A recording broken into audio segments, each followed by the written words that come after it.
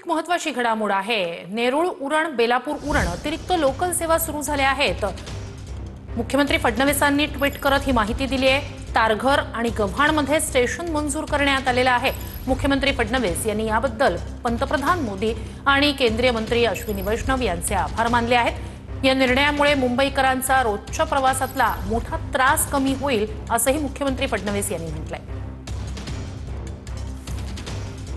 मुख्यमंत्र्यांचं याबाबतचं ट्विट नेमकं काय आहे पाहूया। मोदी सरकारची मुंबईकरांसाठी खास भेट।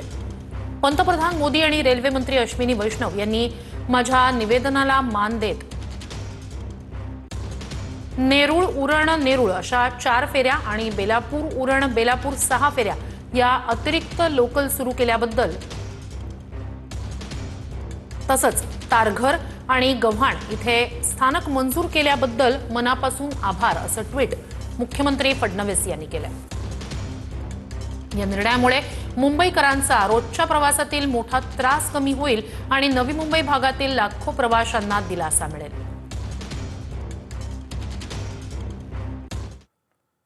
पुढच्या घडामोडीकडे। महायुती सरकारला आज 1 वर्ष पूर्ण झाले आणि सरकारच्या वर्षपूर्ती निमित्तानं अनाथ मुलांसोबत मुख्यमंत्री फडणवीसांनी संवाद साधलाय।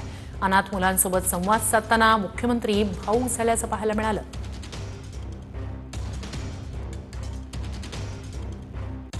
तर आज महायुती सरकारची वर्षपूर्ती आणि त्यानिमित्तानं मुख्यमंत्र्यांनी अनाथ मुलांसोबत संवाद साधला। मात्र या संवादादरम्यान मुख्यमंत्री भावूक झाल्याचं पाहायला मिळालं। तर मुख्यमंत्री उपमुख्यमंत्र्यांनी वर्षपूर्तीची उपलब्धी सांगावी असं काँग्रेस नेते विजय वडेट्टीवार यांनी म्हटलंय।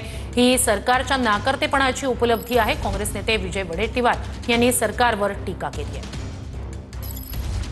वर्षपूर्ती साजरी करत असताना मुख्यमंत्री उपमुख्यमंत्र्यांनी पुढे येऊन सांगितलं पाहिजे महाराष्ट्राची वर्षभराची उपलब्धी। ही वर्षपूर्ती म्हणजे शेतकऱ्यांच्या दररोज होणाऱ्या 2-3 आत्महत्येची वर्षपूर्ती आहे। धननाण्यांना, बिल्डरला, डेव्हलपरला मंत्र्यांनी आपसात वाटून जवळपास 10 लाख कोटीच्या जमिनी बळकावल्या आहेत।